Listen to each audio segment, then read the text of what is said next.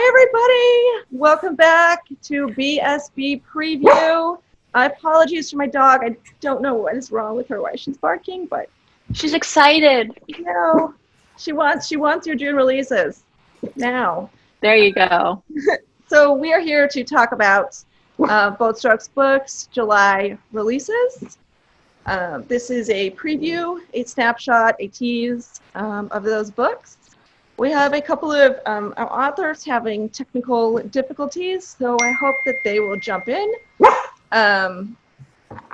as our webinar progresses. But we are going to start off with Melissa Brayden and Jessica Webb. Hello there. And so I have just a quick, easy opener question.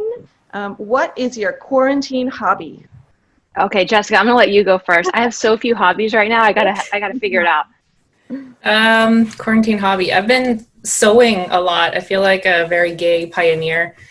We've been doing a lot of, planting and gardening and cooking and baking and sewing a lot of masks. So I just feel like a mildly butch pioneer these days through the pandemic. I find that wildly amusing. I think it was the wording you used, the butch pioneer woman. We'll take it. I think my situation might be a little unique because I'm working full-time still at home, but with daycare what it is, I'm not sending my kiddo in, and so he's home full-time with me, and so that has been an adventure in itself. And so I don't have a ton of time for hobbies right now, but I do have one.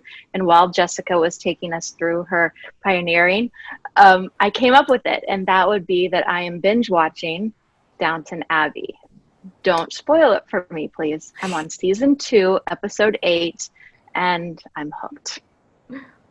You have so much more to come. I mean, it just gets better. Oh, you've seen it?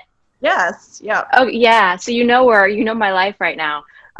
It's intense, and every night it begins at 8:30. Once the kiddo is asleep, then I can be a human, and I get my my little glass of wine, and I watch the drama unfold in Downton. Yeah, it's cool. It's like halfway between a soap opera and like Jane Austen. Yes, I feel super important. I sit up a little straighter. It's fantastic. It's great. Okay, for Genevieve and David, who have just joined us. Also, I'm super jealous of your background, David. That is awesome. Why didn't I know that? Thank you. So cool. The question is, what is your quarantine hobby? Ooh. Do you want to start off, David? What's your quarantine hobby? My quarantine hobby, definitely reading and doing all my architectural drawings. I'm an architectural kind of freak, so I like to design plans and floor plans and create fantasy little houses and things like that. So that keeps me really busy. Cool. That's interesting. Yeah. It's fun. Genevieve, what's your quarantine hobby? A lot of baking, a lot of video games. It's a good combo. What have you been baking? Well, I started some sourdough starters. I just made brioche last night along with some sweet rolls. Have a bunch of sourdoughs that I've been making. Made a bunch of different pies, meat pies, pecan pie, apple pie. Just everything. Can I come over to your house? Yeah. All right, we are still waiting on Jean Copeland. I know she is trying to connect, having a little trouble with her audio, so hopefully she will drop in as we go along. So these are readings from these lovely authors with July releases. And we are going to start with Melissa Brayden. We are, okay. So tell us a little bit about your book and start your reading. Okay, everybody, I've started a new series, which I'm really excited about. These are the Tangle Valley romances, and my July release is book 1, which is called Entangled, and it's the story of Joey Wilder, who has inherited a vineyard, the Tangle Valley Vineyard, which has been in her family for decades, but now she is holding the reins. But something has happened. Nearby, a monstrous chain hotel has gone up, and she's very angry about it, and she's worried that it's going to kill the vineyard's rustic vibe. Little does she know that not only will she be angry at that manager who's come in, Becca Crawford, but she might be a little attracted to her as well. I know nobody probably saw that coming, but that's the case. And so the scene that I'll be reading from today is they've buried the hatchet to a certain extent, and they've gone out on the town together for Joey to show Becca around the small town of Whisperwall, and they're currently at an ice cream shop. 2 amazing brown cows with 2 scoops and added chocolate sauce, their server said, and placed a curvy glass in front of first Becca and then Joey. Oh, hello, sexy, Becca said, examining the magnificent drink. Joey winked. You're welcome. You were not kidding about this place. Becca dug in, then gestured to her disc with a spoon, dropping to a whisper to say, this place is importing crack-laced ice cream to their shop. Joey whispered back, they just make it fresh every day. They ate and chatted until they were ready to burst, but Joey wasn't quite ready to say goodnight yet. Becca sat back. You led me across the dance floor 2 steps at a time and introduced me to this illegal homemade vanilla ice cream. I don't know how we're going to top this. You could take a walk with me, Joey said. It'll stop me from curling up in a sugar coma if I can burn off some of this energy. All right, Becca said, but only for coma dodging purposes, and you'll owe me. I'm like the Godfather. How about a free glass of Pinot the next time you come by the tasting room? Sold. Becca smiled and her eyes crinkled slightly at the side. It was a great look. All of Becca's were. Joey hadn't known herself to have a type, but she did now, and it looked exactly like Becca Crawford. When will that be? Joey asked the visit to the tasting room. They exited the restaurant and headed down the sidewalk. They were in a less crowded part of town, which afforded them the space to walk beneath the streetlights, all on their own. You already can't wait to see me, Becca said. I must be doing okay. Well, you definitely receive an A for the human factor, but the hotel employment does skew your average. Joey thrust her hands into her pockets, keeping her gaze on the path ahead of them. It was easier that way. I'm going to focus on that A, Becca said. You also get 1, but skewed average for the judgmental factor. Gasp out loud, Joey said. I am not judgmental. Oh, what about your sharp criticism and rush to conviction regarding the Jade Hotel? Joey scoffed. I would hardly call it a rush. Becca countered. The fact of the matter is that you don't know what effect this resort's opening will have on Whisperwall or on Tangle Valley. You're up in arms and it's for nothing. Trust me. I think you're going to be surprised. In fact, I'm expecting a fruit basket. Oh, you are as ambitious as you are delusional. Am I delusional about the fact that there is something happening between the 2 of us that neither of us expected? Joey gave her head the smallest of shakes. I was not expecting you to just go there. Shouldn't we warm up? And you forgot about the ambitious part. Neither said anything for a moment. They walked the quiet section of the street, listening to the buzz of the streetlights overhead as Joey decided whether to punt the ball or go for it. Of course there's something happening, she said, as if it were the most natural thing in the world, when the truth was that her heart was impersonating a jackhammer, and there was nothing every day about the burst of energy she got when Becca was around. And to be honest, Joey could really use that in her life about now. With a hand on her arm, Becca turned her so they were facing each other beneath the shadowy awning of a closed boutique. Joey, she said. That was all she needed to say. The look in Becca's eyes communicated the rest. Joey felt it all over. Her name on Becca's lips. She took 1 step forward, eliminating the already small distance between them. It was her way of meeting Becca halfway, of hopefully showing her that Becca's lips captured hers before she could complete the thought. Everything went still, like the universe had a pause button for everything but this kiss, which, sweet Moscato, was better than any kiss should have the power to be. Her lips moved over Becca's, and she savored not only their contact, but the chain reaction it sent through her body. Everything warmed. Her fingertips tingled, her stomach flip-flopped, and her body craved. She cradled Becca's face in her hands as they kissed, slow, measured, and wonderful in the shadows. A shadowy kiss. That is how she would always think back on it. Becca tasted like chocolate sauce, sweet. She'd always remember that too. And then, so very sadly, it was over. Joey's eyes were still closed. She needed them to be so she could cling to it for just a few seconds longer. When she opened her eyes again, the world was still there waiting for her, and so was Becca. I just took the liberty, Becca said. Joey touched her own lips. Is that what they call it? Whatever it was, she shook her head and offered Becca a smile. We might be mortal enemies, but we sure can kiss like we were meant to kiss forever.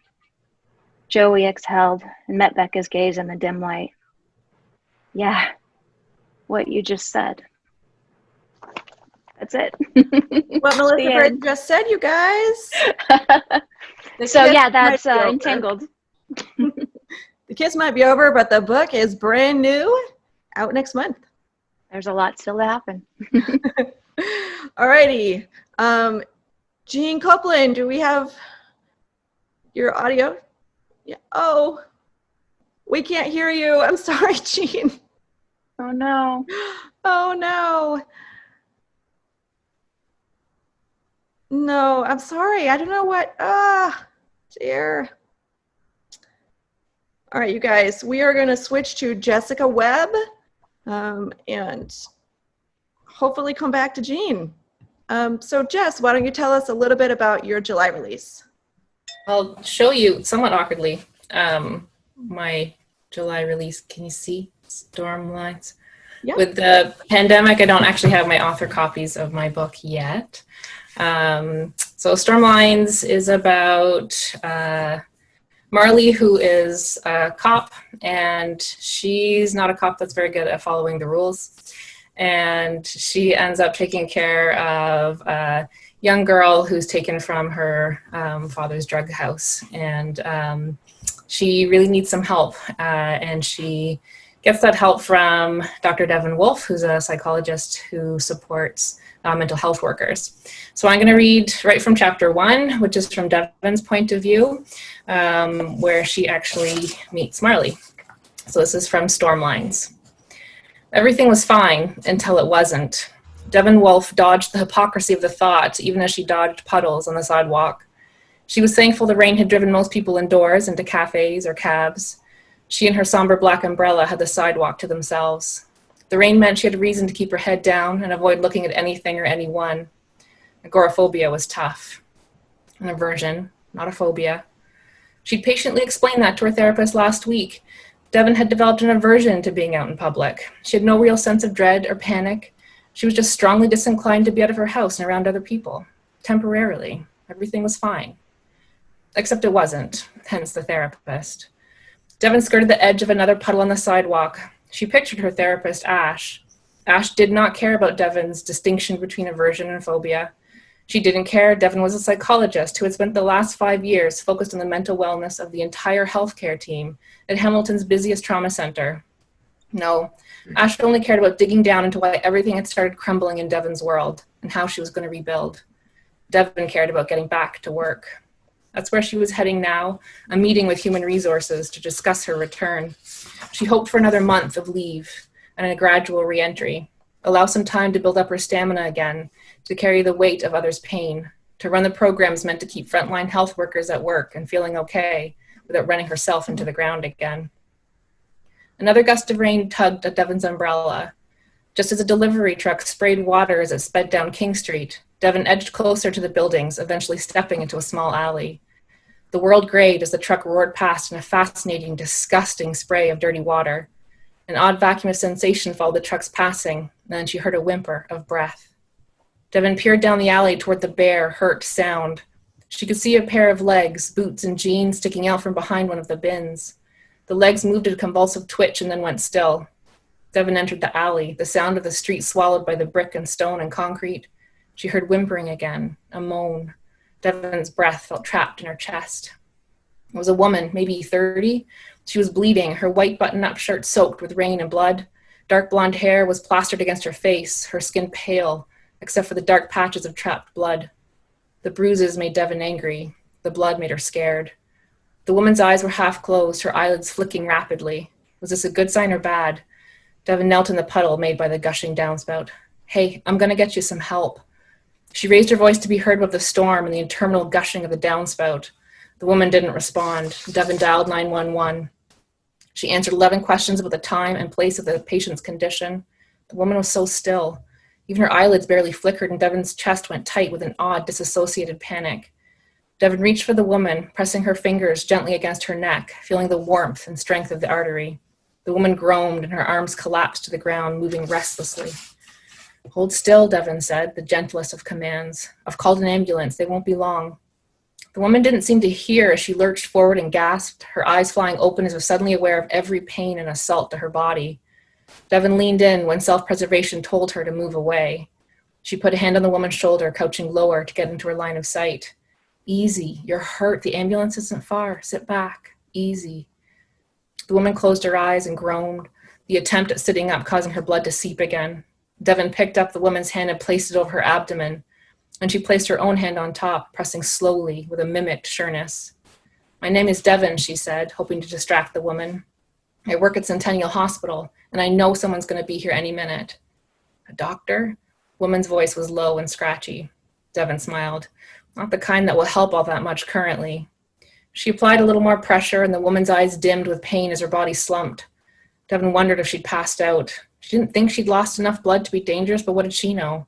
A psychologist who worked in the ER didn't know much about emergency medicine. A broken psychologist who used to work in the ER.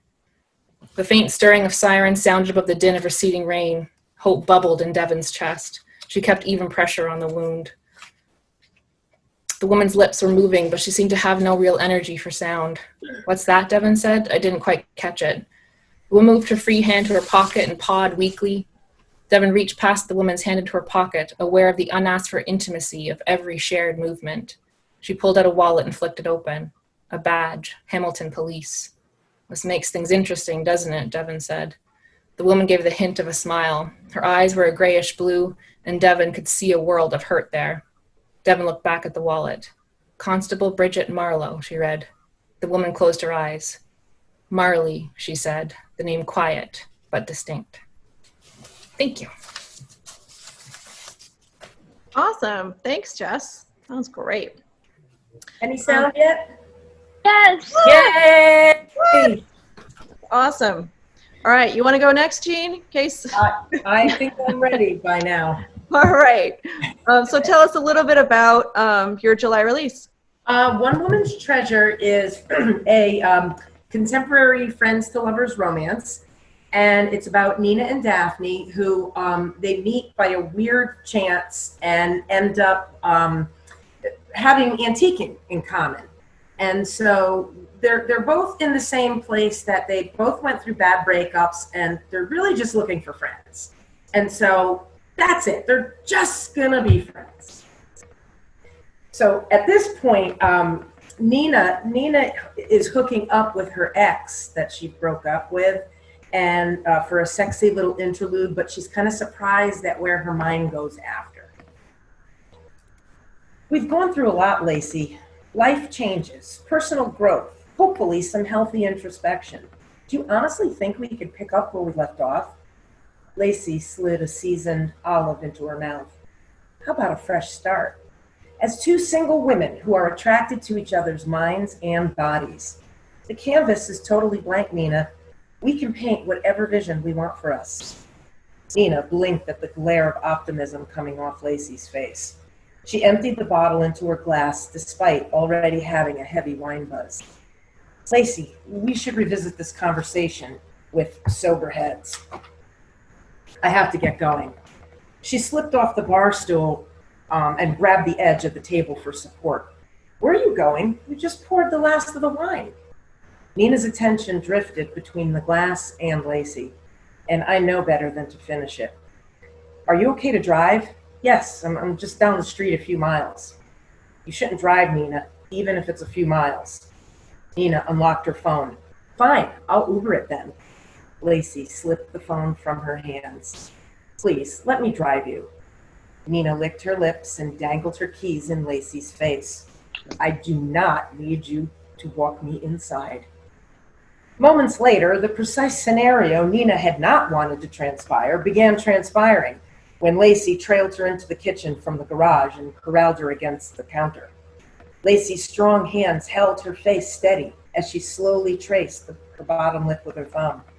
Nina writhed.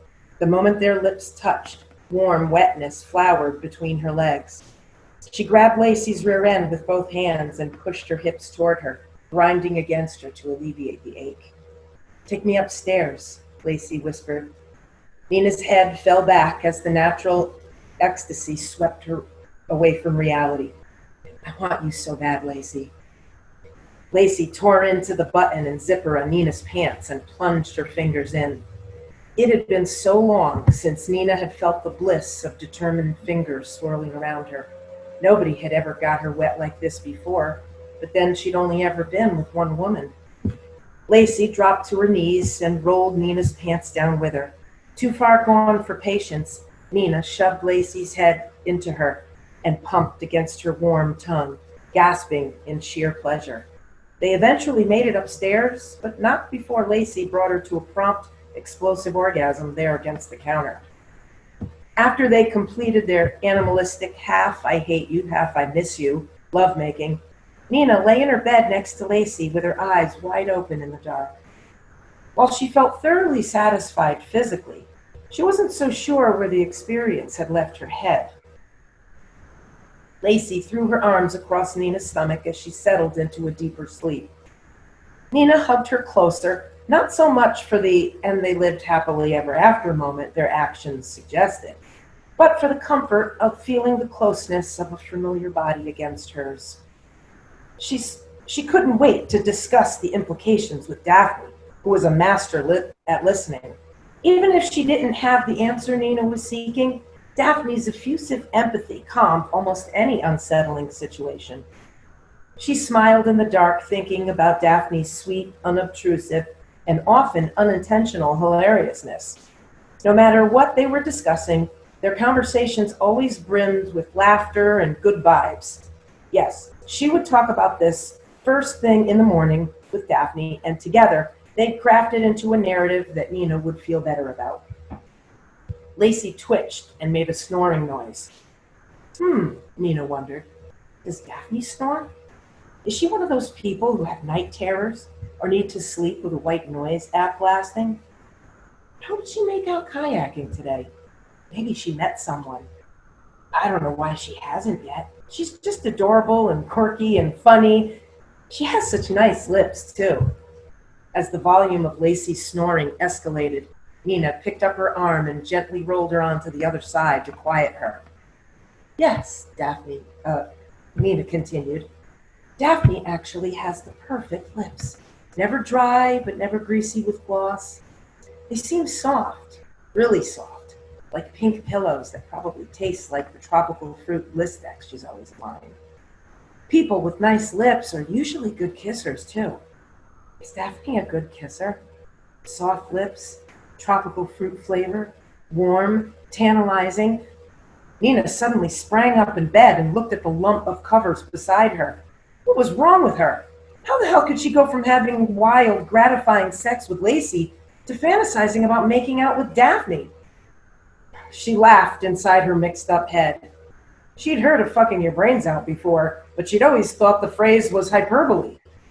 She lay back down, rolled over, away from Lacey, and fell into a blissful sleep. What happens next? Gotta buy the book! Come on, cliffhanger. Thanks, Jean. That was great. I'm sorry I muted. My dog is picked right now to bark her brains out, so apologies if she starts up again. Okay, David, why don't you tell us a little bit about your July release and also just give everyone a primer on your series. Sure.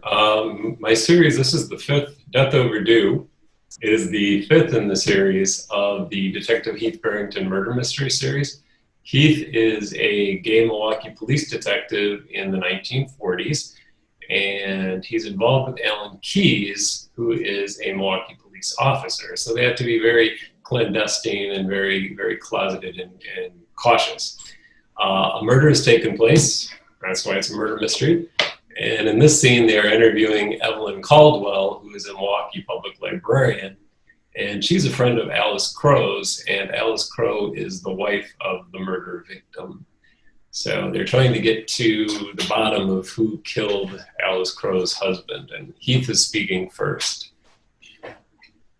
How did you two meet? You and Alice, I mean. Here at the library. She's a regular. When did you last see her here? I said. The woman moved a pile of books to a cart. She was wearing a dark brown skirt with a matching jacket over a white blouse, buttoned all the way up. At her throat was a cameo. On her feet were flat brown leather loafers, very sensible. She didn't appear to be wearing hosiery. When did I last see her? Saturday afternoon, the day her husband was murdered. She stayed a couple of hours. Alice is special, a close friend. When it's not busy, we talk sometimes in my office. About what? Ellen said. Books, thoughts, politics. She's quite intelligent, you know. It doesn't come across at first because she's not well educated, but she's smart. There's a difference between educated and intelligent. I quite agree. Did you ever talk about anything else? She talked about her husband sometimes. She was terribly unhappy in her marriage and afraid.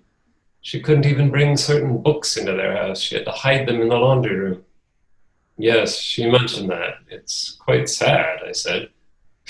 It's ridiculous is what it is. Men. She gave each of us a disgusted look in turn. Surely not all men, Ellen said. Enough of them, she replied. You've never married? No, and I don't intend to. I don't need a man. I can take care of myself. And I can take care of Alice better than she can. I told her many times she needed to act on her thoughts, to move. But as a wise person once said, the most difficult thing is the decision to act. The rest is merely tenacity. An excellent quote. Benjamin Franklin, I believe. You believe incorrectly, detective. It was Amelia Earhart. If you want to check, you can see for yourself in the biography section. I felt myself blush. I stand corrected. Mrs. Crow received a phone call while she was here that day. Is that right? That's right, she did. It was her husband, and he wanted to talk with her. I took her back to my office so she could have some privacy. Did you stay with her?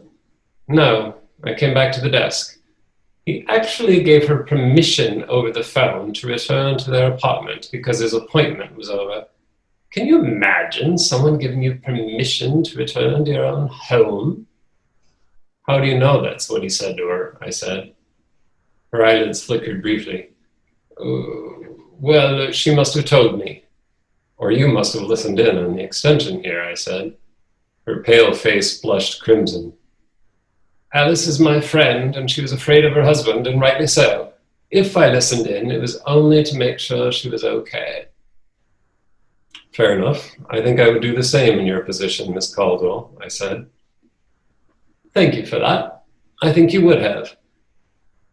She told me she needed to leave, so she gathered up her things, checked out the book she'd been reading, and left. And that was about 2:30. That's right. She seemed fretful and had a fresh bruise under her eye. It made my blood boil. Understandable. I can't imagine being married to Larry Crow, I said. It must have been awful. You're lucky you're a man. She pursed her bare lips and looked even more agitated. I suppose I am. I glanced over at Alan and back to her. Some people think so anyway. Have you ever been to the Crow apartment? No. I admit I went over once or twice and hung around outside. I wanted to see what Larry Crow looked like, and maybe try and talk to him if I got the chance. But I decided it would probably do more harm than good, so I never did. Did Mrs. Crow ever mention a Mr. Jarvis? He's a grocer who made a delivery to their apartment last Saturday. Miss Caldwell blinked several times and brought her right hand up to her cameo, which she fiddled with absent-mindedly. Jarvis? No, I don't think so. Why? Just wondering. Do you know him at all? Me? No, why would I? I live in the opposite direction and I do my marketing closer to home. Of course. Apparently, this Mr. Jarvis and Mr. Crow didn't care for each other much. I think there weren't many people who did care for Mr. Crow, she said. Just like library books, detective, we all have due dates. Lawrence Crow's was a death overdue. Awesome. Move over, Melissa Brayden. I know. Pederson is an awesome reader. Thank you. That's great. I love all the voices. I'm a frustrated actor. That's great. David, why don't you tell everyone what the first book, the title of the first book in this series, in case they haven't started it yet. Oh, of course. It actually, I don't know if you can see it on my camera. It is Death Comes Darkly. I'll show you here. This is it. That's the first book. Death Comes Darkly is the first in the series, followed by Death Goes Overboard, Death Takes a Bow, and Death Checks In. And they follow the adventures of Heath Barrington and his love interest, Alan Keyes, as they solve the murders. Awesome. All right. So if you're stuck at home still in isolation, there is a 5-book series and hopefully many more that you can start tonight. All right. Last but not least, we have Genevieve McCluer. Tell us about your July release. Well, my book is titled Olivia. It's about a vampire with PTSD and a sick parrot.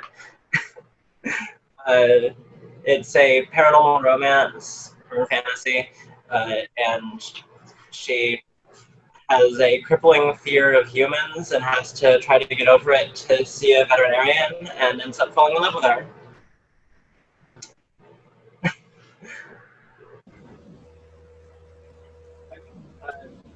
Chapter 6. It's the second appointment with the veterinarian, and they've met once outside of there. Harvey finished the last of his pills today. Now I need them to go see Mia. It's my first time seeing her since we started addressing each other by our first names. It doesn't mean as much these days, but when I was human, it was kind of a good deal of familiarity. And that flirting that she and I did only compounds this feeling.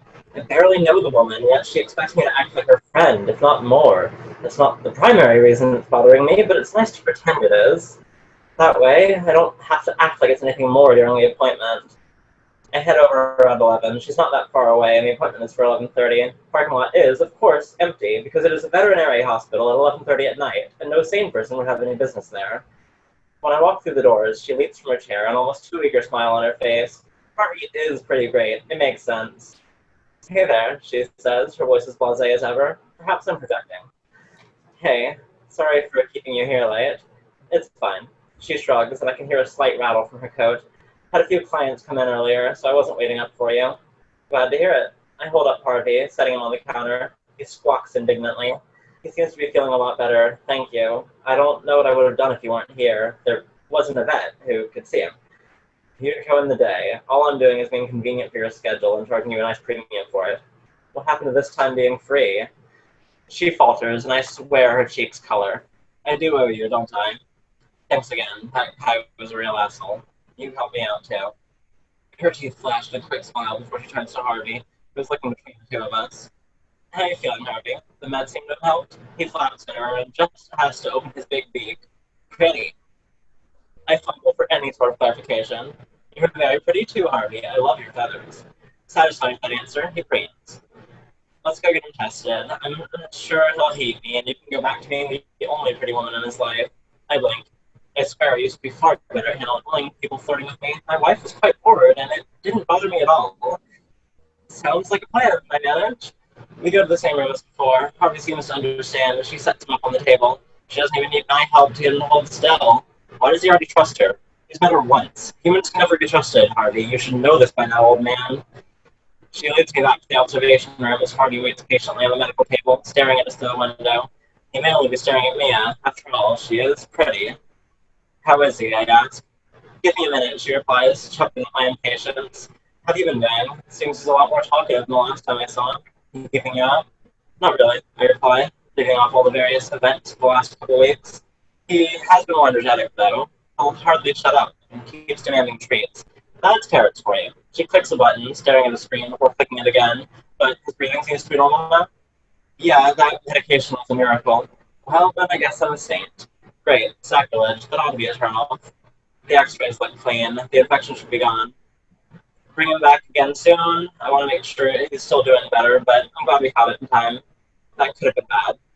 I don't even want to think about it. What I've done if I lost Harvey, rather than die of loneliness. I've put up with it a lot in the past centuries, but it's never been something I handled that well. Between the family and my service, I never had to until I died. You saved him. Don't say it. You know exactly where this will lead. Harvey's everything to me. He's the only family I have left. How can I ever thank you? This is what I get for having a proper upbringing. She leans against the table, a playful smile on her normally languid face as she meets my eyes. I try to keep them predatory since it makes dealing with humans so much easier, but I know my gaze softens when I meet hers. Maybe it's just been too long since someone moved to her like that. What did you have in mind? I will myself up flush. I don't know if it works. I'm not even certain if I have enough blood in me to do it. Nothing in particular. You saved the day, and it would feel wrong not to do something for you. Can you eat? What? My eyebrows raise. What exactly does she mean? She's another vampire hunter after all. I didn't expect you to be the type. Not blood. Please, I'm barely even inviting. This time I'm quite certain I blush. Most people are rather boring and unpleasant. Surprisingly, I've enjoyed spending time with you on the few occasions I've had the chance. You make existing seem less tiresome. You want to thank me? Let me take you out for dinner. I assume you don't need to eat, but if you can, it can be fun sometimes. I can eat? Cool. How about Saturday night? I'll close up early. It'd be nice to have something fun to do. There's a nice place not too far from here. Let me treat you. I'm not sure how that's me thanking you. Fine, you could treat me. Did she trick me? I'm a little impressed. Alright, fine. Would you like to go to dinner with me? I would love that. This is a terrible idea. I've managed to ignore it every single time we started to go upon someone in the past 5 centuries. How the hell do I end up with a crush on a human? Someone who won't let me ignore it at that. I thought that girl from the club would help, but it only seems to have made me worse, if anything. Alright. It could be fun. I'm gonna regret this, aren't I? Thank you. Awesome. Alrighty, all our attendees, please put your questions in the Q&A box for our lovely panelists. We have a few minutes for questions. So we're gonna start off with one from Elaine. How and why did you choose the selection that you read from? So why did you choose that scene to read from? Why don't we start with David? Oh, there were so many choices that I could have chose from. So I thought this kind of got to the essence of the interrogation process that my detective kind of works through. He is kind of hard-boiled, but he's also very subtle. And I like the fact that the character he's interviewing kind of shows him up with he thinks it's somebody else quoting, and she's like, no, it's actually Amelia Earhart. So I like to show that he's like, he's not 100%. He's definitely fallible, and I thought that was a pretty good scene to show that. Yeah, I think that's one of those interesting things about characterizations. You have like the hero, but also with flaws and weaknesses and abilities. So that's cool. Jessica, how did you choose your scene? Stormlines made it a little bit easy, actually. Some books it's hard to choose a scene without giving too much of the backstory. So I'd like to think I was thinking ahead about readings, but I totally wasn't when I was writing it. And chapter 1 has the 2 main characters meeting in the first few pages, and it's somewhat dramatic, their meeting. But also what I really like about that passage is how deeply we get into Devon's character, where her head is at right now, and kind of what she's dealing with in her life, and all of that's coming up in the first few pages as well. So Stormlines made it somewhat easy for me. Cool. Jean, how about you? How'd you pick your scene? I agree with David. It was very, very difficult to pick, but I picked this one because it kind of shows that Nina has an added complication, because her ex pops back into her life just when she thought it was over. But it also comes in at the same time where she meets this new friend. But at this point, when she's hooking up with her ex, Daphne isn't far from her mind. So it kind of that's like the launching point for what happens next. Cool. Melissa?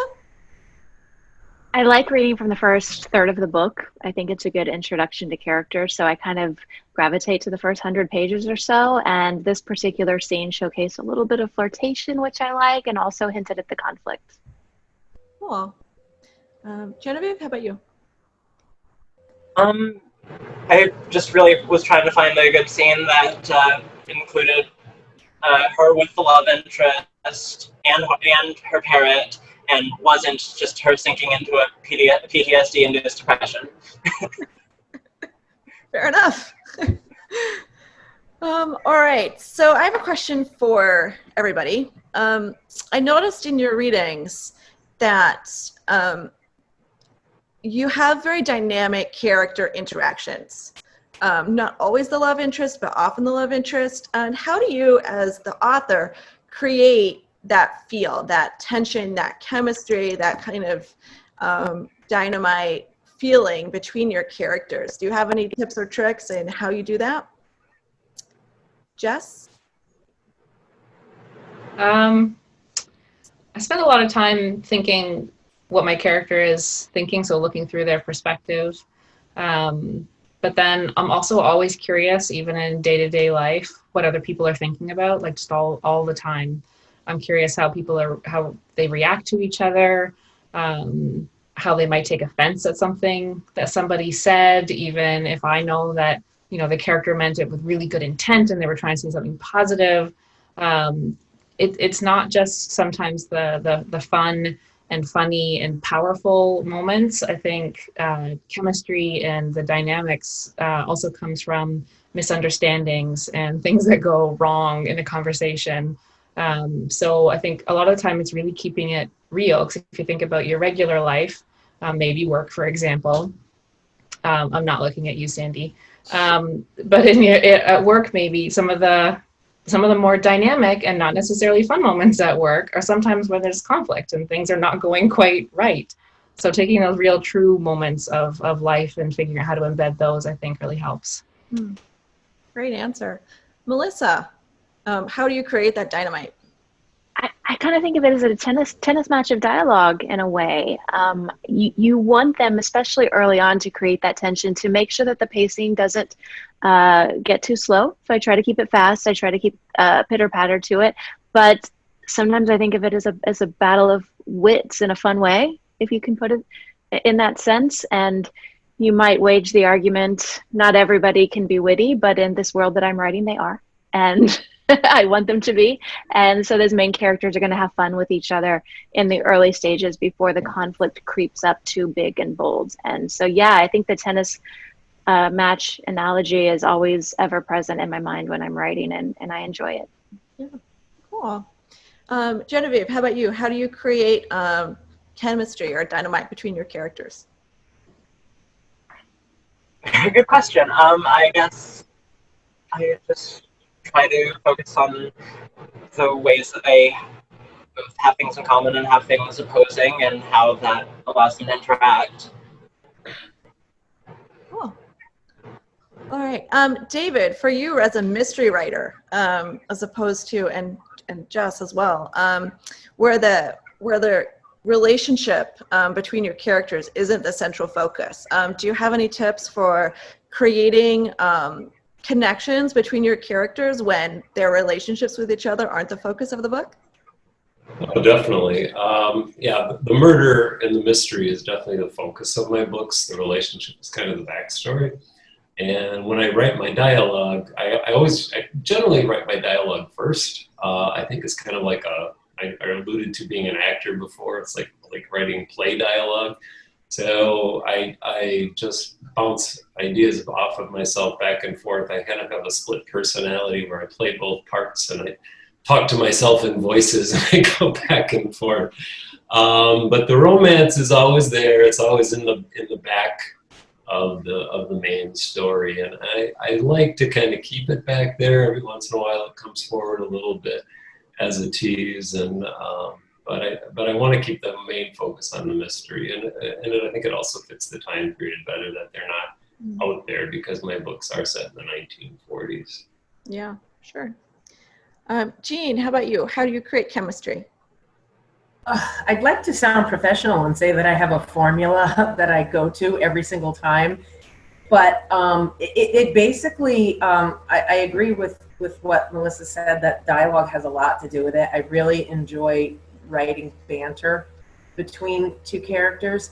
And I'll go into a scene having a general idea of what they need to talk about, but then a lot of times, I don't know, maybe I sound like I have a split personality, but it's almost like the conversation will just kind of take off on its own once I have a feel for the characters. And that's basically what I've been relying on. Oh, yeah, that makes sense. All right, we have a question from Jackie D. How did you pick the names for your characters? Melissa, Brayden.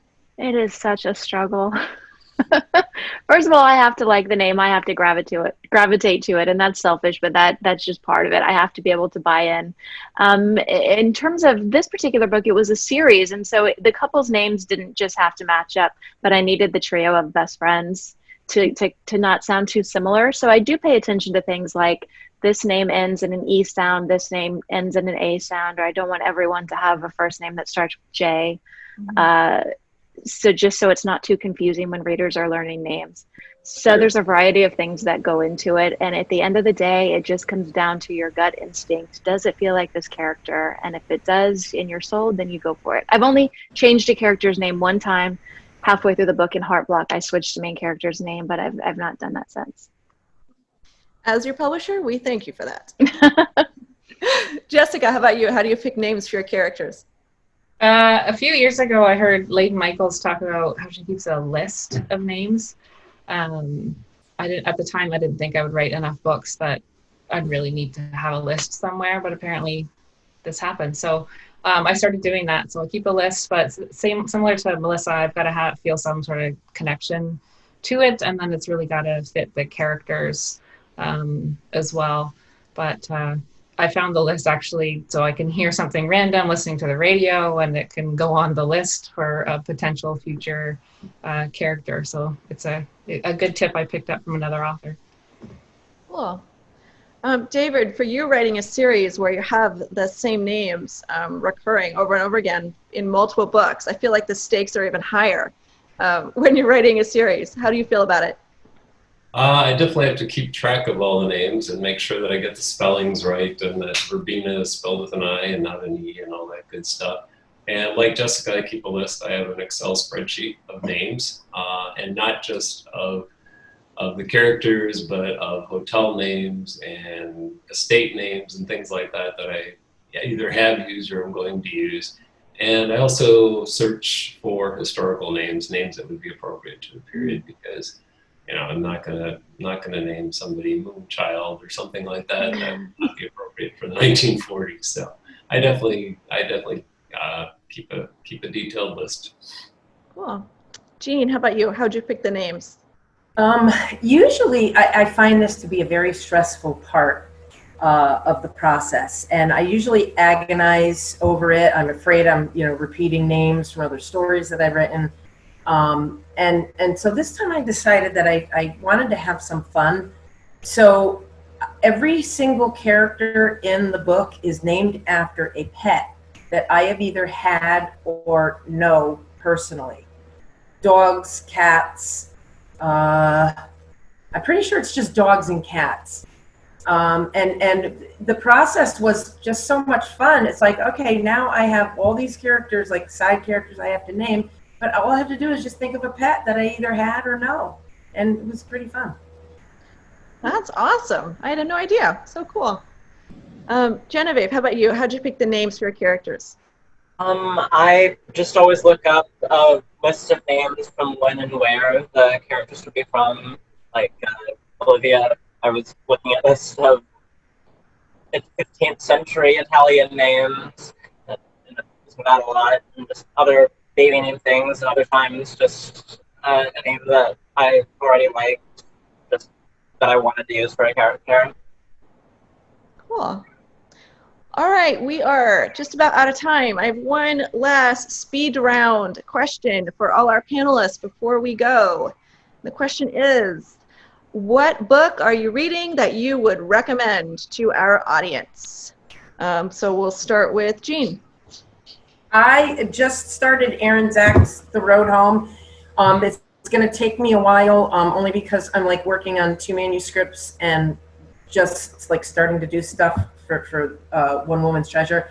But I could already tell from reviews it's going to be a real tearjerker. So I can't wait to dive in more deeply. Cool. So The Road Home by Aaron Zach. David, how about you? What are you reading? Somewhere Over Lorraine Road by Bud Gundy. It's kind of in my genre. It's definitely more contemporary, but it's trying to solve a murder, actually several murders, and very well written.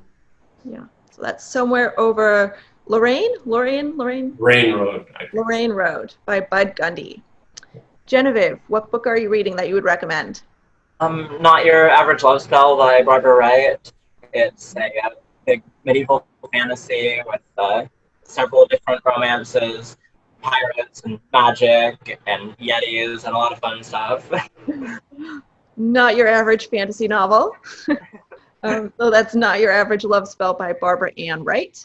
Jessica, how about you? What are you reading? I just finished rereading, I think for the 3rd time, Tailor Made by Yolanda Wallace.